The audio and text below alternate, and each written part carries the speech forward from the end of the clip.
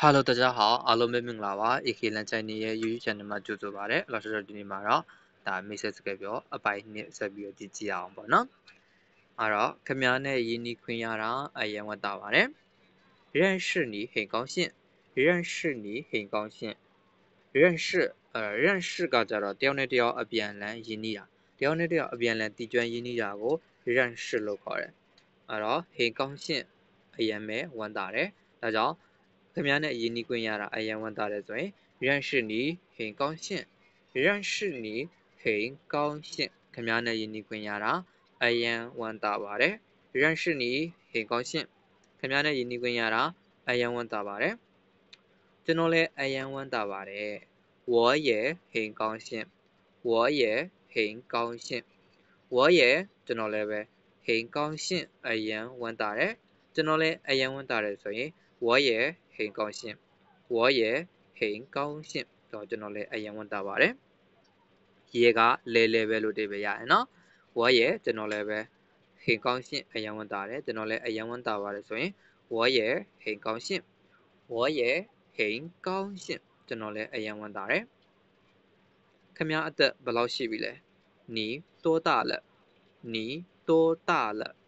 多大了ဆိုတာအသက်ဘယ်လောက်ရှိပြီလဲလို့ပြောတာ你多大了မင်းအသက်ဘယ်လောက်ရှိပြီလဲလို့ဒီပဲရတယ်你多大了ခင်ဗျားအသက်ဘယ်လောက်ရှိပြီလဲ你多大了ခင်ဗျားအသက်ဘယ်လောက်ရှိပြီလဲနောက်တစ်မျိုးကကျတော့你几岁了你几岁了မင်းအသက်ဘယ်လောက်ရှိပြီလဲဒါကြတော့ကိုယ့်ထက်အသက်အရန်ငယ်တဲ့သူတွေကိုမေးတာပေါ့နော်ကလေးတွေပြီးလို့ရှိရင်ကိုကအသက်40 50ဆိုရင်လည်းကိုယ့်ထက်နော်40 နှစ်လောက်ငယ်တဲ့ကိုယ့်ထက်10နှစ်15နှစ်လောက်ငယ်တဲ့လူငယ်တွေကို你几岁了လို့မေးလို့ရတယ်နော်ကိုယ့်ထက်ငယ်တဲ့သူတွေကိုပဲမေးတာကိုနဲ့ရွယ်တူတန်းတူရဲ့ကိုယ့်ထက်အသက်ကြီးတဲ့သူတွေကို几岁နဲ့မေးရင်ရိုင်းနေပေါ့နော်အဲ့တော့ကိုယ့်ထက်ငယ်တဲ့သူတွေကိုတော့မေးလို့ရတယ်အားကြောင့်မင်းအသက်ဘယ်လောက်ရှိပြီလဲဆိုရင်你几岁了ကျွန်တော်အသက်က20ရှိပြီ我20岁了我20岁了20岁အသက်20我20岁了ကျွန်တော်အသက်က20ရှိပြီ我20岁了ကျွန်တော်အသက်20ရှိပြီ我20岁了ကျွန်တော်အသက်20ရှိပါပြီခင်ဗျားကိုအသက်ဘယ်လောက်ရှိပြီလဲ你呢多大了你呢多大了你呢ဆိုတာခင်ဗျားရော多大了အသက်ဘယ်လောက်ရှိပြီလဲအဲ့တော့ခင်ဗျားကရောအသက်ဘယ်လောက်ရှိပြီလဲလို့မေးတာပေါ့နော်你呢多大了你呢多大了ခင်ဗျားရောအသက်ဘယ်လောက်ရှိပြီလဲကျွန်တော်အသက်က23နှစ်ရှိပြီ我23岁了我23岁了23ဆိုရင်23အဲ့တော့10ဆိုရင်10ကိုပြောတာ18岁ဆိုရင်18နှစ်19岁19岁ဆိုရင်19နှစ်ပေါ့20岁20အသက်20 21岁ဆိုရင်အသက်21နှစ်22岁ဆိုရင်အသက်22နှစ်23岁ဆိုရင်အသက်23နှစ်လို့ပြောတာ24岁ဆိုရင်အသက်24နှစ်လို့ပြောတာပေါ့နော်25岁ဆိုရင်တော့အသက်25နှစ်ဒီလိုမျိုးပြောတာပေါ့နော်အဲ့တော့30岁ဆိုရင်အသက်30နော်30岁အသက်30ဒါကြောင့်ကျွန်တော်အသက်က23နှစ်ရှိပြီဆိုရင်我23岁了我23岁了ကျွန်တော်အသက်က23နှစ်ရှိပြီခင်ဗျားဘယ်မှာနေလဲ你住在哪里你住在哪里你ဆိုတာမင်းခင်ဗျာ住ကနေထိုင်တာတနေရာမှာနေထိုင်တာကို住လို့ခေါ်တယ်တဲခိုတယ်လို့လည်းအဓိပ္ပာယ်ရတယ်在哪里ဆိုတာဘယ်နေရာမှာလဲလို့အဓိပ္ပာယ်ရတယ်在哪里ဘယ်နေရာမှာလဲ你住在哪里ခင်ဗျားဘယ်မှာနေလဲ你住在哪里ခင်ဗျားဘယ်မှာနေလဲ你住在哪里ခင်ဗျားဘယ်မှာနေလဲကျွန်တော်ရန်ကုန်မှာနေတယ်我住在阳关我住在阳关我ကျွန်တော်က住နေထိုင်တယ်在阳关阳关ဆိုတာကရန်ကုန်မြို့ကိုရန်关လို့ခေါ်တယ်ကျွန်တော်ကရန်ကုန်မြို့မှာနေတယ်ဆိုရင်我住在阳关ကျွန်တော်ကရန်ကုန်မှာနေတယ်ပေါ့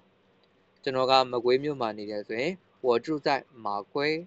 马圭ဆိုတာကမကွေးမြို့我住在马圭ကျွန်တော်ကမကွေးမြို့မှာနေတယ်我住在马圭ကျွန်တော်ကမကွေးမြို့မှာနေတယ်ကျွန်တော်ကမန္တလေးမြို့မှာနေတယ်我住在曼德里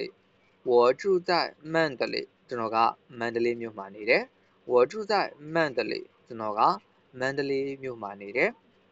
အကယ်၍ကိုကတရုတ်နိုင်ငံမှာနေရဆိုရင်တရုတ်နိုင်ငံကို中国လို့ခေါ်တယ်我住在中国ကျွန်တော်ကတရုတ်နိုင်ငံမှာနေတယ်ပေါ့လက်ရှိလာအိုနိုင်ငံမှာနေရဆိုရင်我住在老挝老挝ဆိုတာကလာအိုနိုင်ငံကို老挝လို့ခေါ်တယ်ဒါကြောင့်ကျွန်တော်ကလာအိုနိုင်ငံမှာနေရဆိုရင်我住在老挝ကျွန်တော်ကထိုင်းနိုင်ငံမှာနေရဆိုရင်ထိုင်းနိုင်ငံကိုကြတော့泰国လို့ခေါ်တယ်泰国ထိုင်းနိုင်ငံ我住在泰国ကျွန်တော်ကထိုင်းနိုင်ငံမှာနေတယ်我住在泰国ကျွန်တော်ကထိုင်းနိုင်ငံမှာနေတယ်မလေးရှားနိုင်ငံဆိုရင်မာလိုင်းရှိယတုံးတယ်မာလိုင်းရှိယမလေးရှားနိုင်ငံအဲ့တော့ကျွန်တော်ကမလေးရှားနိုင်ငံမှာနေတယ်ဆိုရင်我住在马来西亚我住在马来西亚ကျွန်တော်ကမလေးရှားနိုင်ငံမှာနေတယ်စင်ကာပူနိုင်ငံဆိုရင်တော့ရှင်ဂျာပိုလို့တုံးတယ်ရှင်ဂျာပိုဆိုရင်စင်ကာပူနိုင်ငံအဲ့တော့ကျွန်တော်ကစင်ကာပူနိုင်ငံမှာနေတယ်ဆိုရင်我住在新加坡我住在新加坡ကျွန်တော်ကစင်ကာပူနိုင်ငံမှာနေတယ်ဒီလိုမျိုးပြောပြရမယ်နော်下一个ခင်ဗျားဘာလုပ်လို့လဲ你做什么工作你做什么工作အဲ့တော့做ကပြုလုပ်တယ်什么工作什么什么ဆိုတာကဘာလဲလို့အဓိပ္ပာယ်ရတယ်工作ကအလုပ်什么工作ဆိုရင်ဘာအလုပ်လဲလို့အဓိပ္ပာယ်ရတာပေါ့နော်အဲ့တော့你做什么工作မင်းကဘာလုပ်လို့လဲ